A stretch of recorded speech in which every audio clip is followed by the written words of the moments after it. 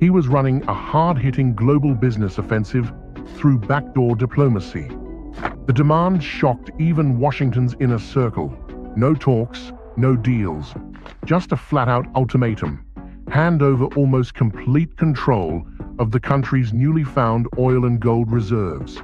It wasn't a negotiation. It was a threat, aimed right at the heart of Ouagadougou. Before we dive into this story, don't forget to hit that like button and subscribe for more content like this. Sources say the cable didn't just show up, it was hand-delivered by a trusted go-between, a former U.S. military attaché flanked by private American security contractors. It landed on Captain Ibrahim Traoré's desk at dawn. The message?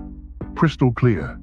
Let U.S. corporations start extracting oil and exporting gold immediately.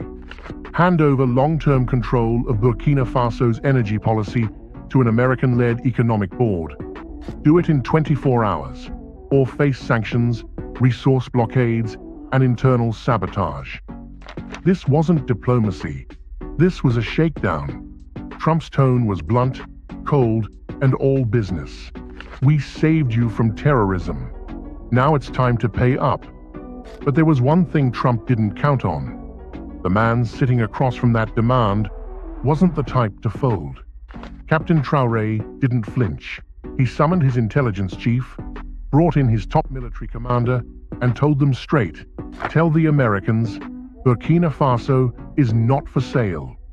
By midday, the story exploded. African media lit up. From Lagos to Kinshasa, the headlines were everywhere. Trump demands Africa's resources. Traoré given 24-hour deadline. The world started watching, and Burkina Faso held its breath. But Traoré wasn't writing a reply with pen and paper. He was writing it with strategy and steel. You see, for months, something huge had been kept under wraps, buried beneath the dry plains of northern Burkina Faso. This wasn't rumor or guesswork. It was real. Massive, untouched oil reserves confirmed by a secret geological task force formed after Traoré seized power. Russian engineers helped run the scans. Iranian drones flew under the radar. North Korean tech teams locked down the data. Everything was classified. Everything was secure. Until the first drill broke ground. And then, the satellites caught it. American satellites, French satellites, the ever-watching eyes in the sky. Within 48 hours, U.S. intel flagged strange energy activity in the Sahel. They tracked equipment flowing in from Iran and Venezuela. Encrypted messages hinted at a new sovereign petroleum corridor. And soon, the gold signals lit up too. Burkina Faso was already taking back its gold mines, quietly kicking out French-controlled companies and replacing them with national military units. The money no longer flowed to Paris. It was being redirected into a local development fund. And Washington understood exactly what this meant. Here was a country with oil and gold, not run by Wall Street, not answering to Paris, not begging the IMF, but backed by its own people, its own army, its own vision. That wasn't just defiance, that was a blueprint. And that scared the hell out of them. They didn't just want the oil, they wanted to kill the idea before Mali, Niger, Chad, or Congo got any bright ideas. That's when the phone calls started. From Exxon, from Chevron, from DC. Power players asking the same question. How do we shut this down before it becomes another Libya, only this time African-owned? Their answer? Send Trump. Send the threat. Force Traoré to kneel. But the man they picked, he doesn't kneel. When the message arrived in Ouagadougou, it wasn't dressed in diplomacy. It came wrapped in arrogance, the language of empire disguised as business. Trump's team delivered it like a business deal. But make no mistake, this wasn't negotiation. It was extortion. The demands were outlined in a 7-page document marked Confidential Strategic Resource Acquisition Framework.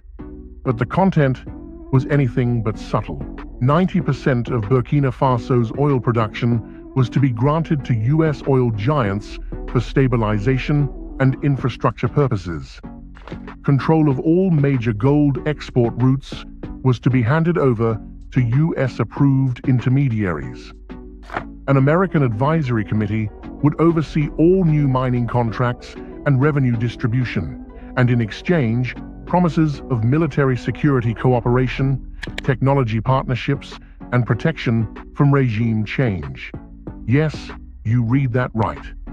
Protection from regime change, a veiled threat buried beneath polite wording. The message, obey us or fall. And at the top of the document, in thick red ink, one handwritten note. Traoré has 24 hours. It wasn't just economic colonialism. It was imperialism 2.0. Bold, naked, and direct.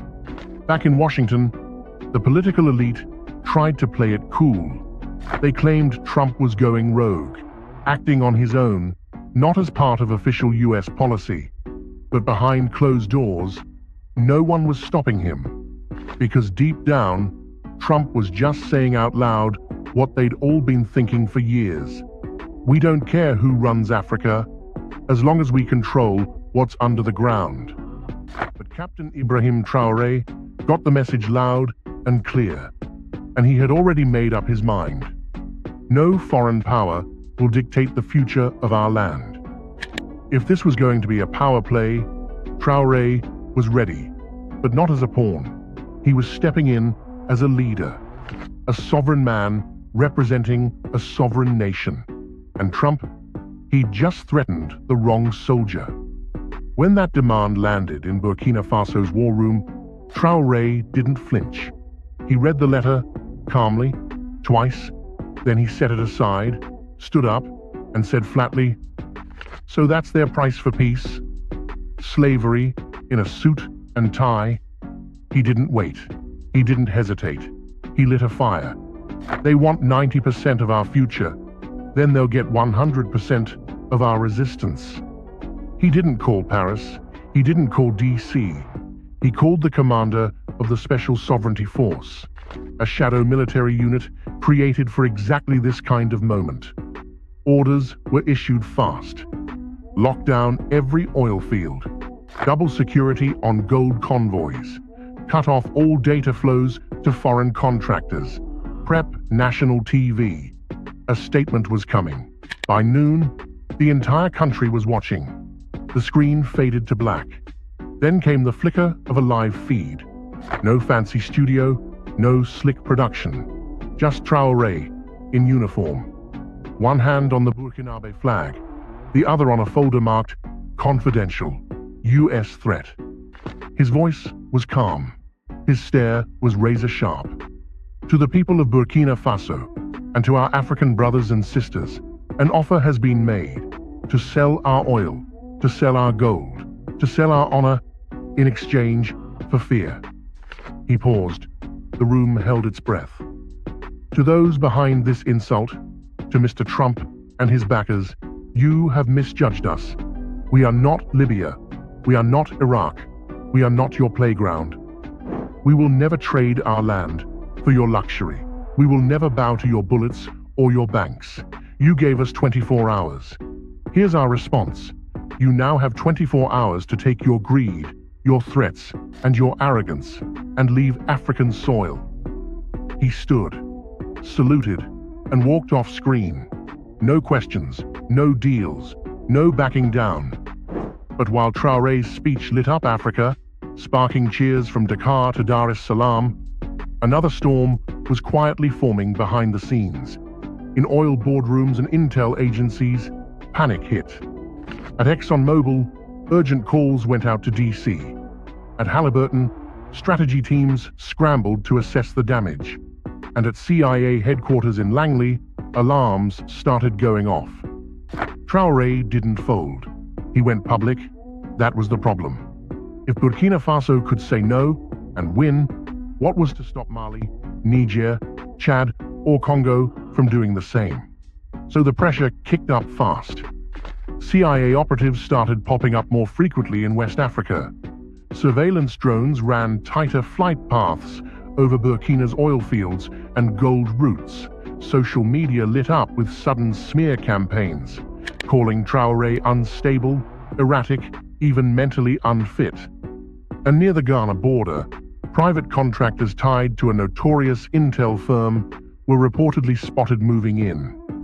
The message from Washington was clear: this ends now. But Traoré's answer had already echoed across the continent. Africa is not yours to buy. Their mission? Destabilization from within. Meanwhile, major Western media networks, suddenly aligned in message, began a new narrative. Burkina Faso's economic isolation could trigger a humanitarian crisis. Experts warned Traoré is leading his country into ruin. But inside Burkina Faso, the opposite was happening. More people lined up to volunteer for oil field security units. Hope you are enjoying this video. Don't forget to like and subscribe. Across Burkina Faso, the resistance wasn't just military, it was cultural, grassroots, and growing by the hour. University students held teach-ins on sovereignty and resource justice. Women's groups delivered food and supplies to soldiers guarding the gold mines. And every time CNN or the BBC ran another hit piece, young people didn't get angry. They laughed. Then they reposted it with the caption, "If they hate him this much, he must be doing something right." Captain Ibrahim Traoré understood something critical. The real enemy wasn't just Trump. It was the whole system. The global machine of banks, oil giants, spy agencies, and media empires that had stripped Africa for generations. And now, that machine had turned its full weight against one man. Because he dared to do the unthinkable. He said no, and meant it. Burkina Faso was under siege, politically, economically, digitally. But Traoré wasn't standing alone. Just days after his bold rejection of Trump's ultimatum, 3 military planes touched down in Ouagadougou. No bombs, no weapons, just brothers. From Mali came Colonel Assimi Goïta, silent, steady. From Niger, General Abdourahmane Chiani, eyes full of fire. And from Guinea, Colonel Mamadi Doumbouya, walking tall, no apologies, no suits, no diplomats, no foreign handlers. They walked into the presidential palace side by side, and when they came out, they stood next to Traoré for the world to see. Then came the line that shook the continent. If you touch Burkina Faso, you touch all of us. This wasn't just a statement, it was a new doctrine. Africa's answer to NATO, the AES shield. Mali sent battle-hardened advisors to protect oil fields. Niger deployed logistics teams to navigate desert terrain. Guinea opened its airspace for emergency supply runs. And they weren't just fighting on the ground, they took the fight online. AES-backed media launched a full-blown counterattack, exposing Western disinformation, highlighting the truth behind the resource war, flooding social feeds with one message: our resources, our future, our fight. The ripple effect was unstoppable. In Bamako, crowds filled the streets in solidarity with Traoré. In Conakry, murals went up, showing him standing on oil barrels, waving the Burkinabe flag high. Even in Chad and the Central African Republic, youth groups chanted AES or death. Back in the West, intelligence agencies scrambled to keep up. But they'd missed one key thing. This wasn't just about Burkina Faso anymore. This was a Pan-African firewall. And Traoré wasn't retreating. He was marching forward, backed by a brotherhood forged not in treaties, but in war, betrayal, and the shared dream of true African freedom. While Western powers raged and scrambled behind closed doors, 2 global giants were already making their move. quietly, strategically, with zero apology. China and Russia didn't storm in with threats or arrogance. They showed up with something far more powerful: support, technology, and a message Captain Traoré would never forget. You are not alone. Just 72 hours after Trump's ultimatum hit the news, a low-key Chinese delegation landed in Ouagadougou. No cameras, no drama, just engineers, diplomats, and one game-changing offer: a fully operational oil refinery designed and built in 90 days.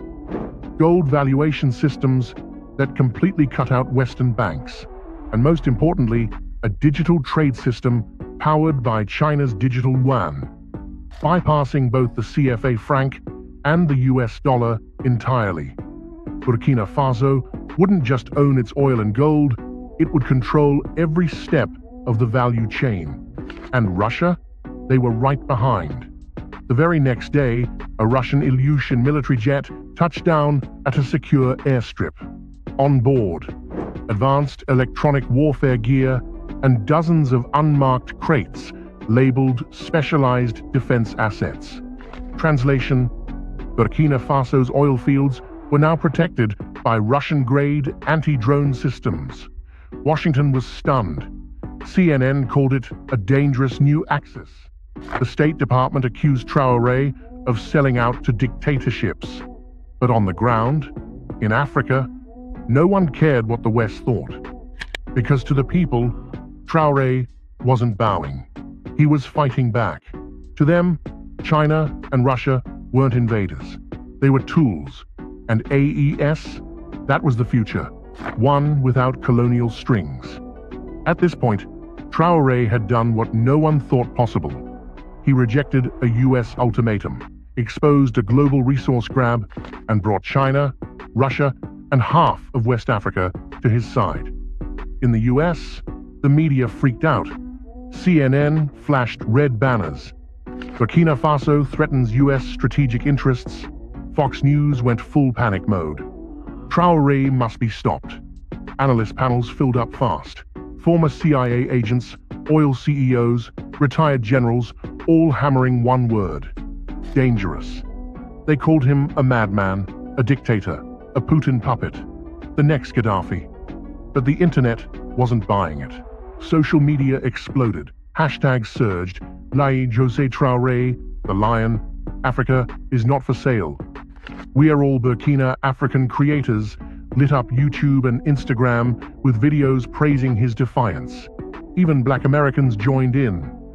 This man just told Trump, "Over my dead body," and lived to talk about it. That's leadership. Pay attention. Back in Burkina Faso, the youth clapped back their own way. They took CNN fear-mongering clips and remixed them into protest songs. They wore t-shirts that said, "If CNN hates you, you're doing something right." Traoré had stopped being just a president. He had become a symbol, a meme, a movement. Even Time magazine had to take notice. Their next digital cover: "The Man America Can't Bully." Inside Traoré's African uprising. But with fame came risk. The more Traoré's name lit up global headlines, the more the threats started stacking up. Private intel firms launched digital attacks. Social media bots flooded platforms with fake scandals and smear campaigns. In Washington's back rooms, whispers of regime change started floating again. But none of it mattered, because the people saw what was happening. And Traoré? He had shattered the script. He wasn't supposed to fight back. He wasn't supposed to survive. And he definitely wasn't supposed to go viral. Yet here he was, a 35-year-old soldier from Ouagadougou, trending harder than most Western presidents. No PR team, no billionaire backing, just truth, grit, and oil. The clock was ticking. The world watched in suspense. Would Traoré throw open the doors to American oil giants and ask for mercy? Number instead. As the 24-hour deadline passed, Traoré made his boldest move yet. In the early hours of the morning, Burkina Faso's National Assembly held an emergency session, kept completely under wraps from outside eyes. Behind closed doors, under Traoré's direct orders, they passed a historic resolution. All oil and gold reserves within Burkina Faso are hereby nationalized and permanently protected from all foreign corporate ownership. The ink dried. The decree was signed. And by sunrise, every Western company still operating on Burkinabe soil got the same message. Pack your bags. You're done here. Licenses held by French and Canadian mining firms revoked. A US-backed energy survey team escorted to the border. Foreign diplomats notified in plain terms Burkina Faso's resources are not up for debate. Then Traoré appeared on national television. No military gear, no weapons, just traditional Burkinabe attire. And a voice that was steady, clear, and unshaken. We've been exploited for generations, he said. Now that we've found our wealth, they want to take it back. But I'm not here to serve empires. I'm here to serve a people who've suffered too long. He paused, then delivered the line that echoed from radios to rooftops. Burkina Faso is not afraid, and I will not negotiate with thieves. Outside, the streets erupted.